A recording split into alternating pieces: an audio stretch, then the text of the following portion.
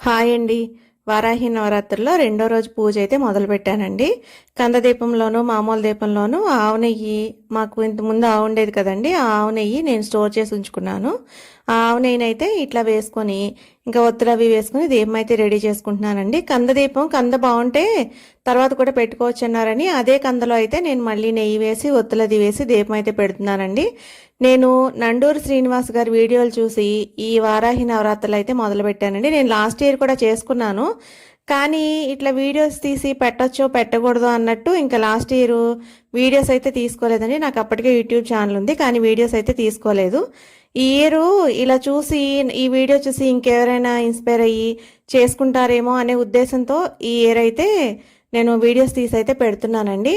ఇది చాలా మంచి పూజ అండి. అందుకే ఇంకా నా వల్ల ఇంకో ఎవరైనా కనీసం ఒక నలుగురు ఐదుగురైనా ఈ చూసుకుంటే బాగుంటుందని చెప్పి ఇట్లా ఈ వీడియో అయితే నేను పెడుతున్నానండి.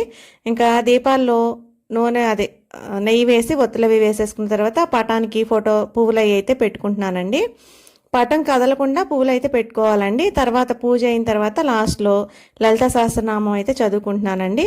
అమ్మవారు లలిత త్రిపుర సుందరి దేవి నుంచే ఉద్భవించారంటండి. అందుకని చెప్పి ఈ లలిత అయితే చదివాను. అమ్మవారికి ధూపం అంటే ప్రీతి అంటండి. అందుకని ప్రతిరోజు మామూలుగా ఫస్ట్లో అయితే నాకు తెలియక ఇట్లా ధూపం వేసేదాన్ని కాదండి లాస్ట్ ఇయర్.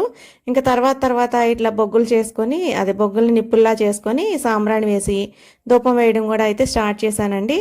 అమ్మవారికి నా దానిమ్మ గింజలు అంటే ఇష్టమని ఈరోజు దానిమ్మ గింజలు, చక్కెర పొంగలి, ఇంట్లో పనస్తోన్లు ఉంటే అవి, ఇంకా పానకం అయితే నైవేద్యం పెట్టానండి.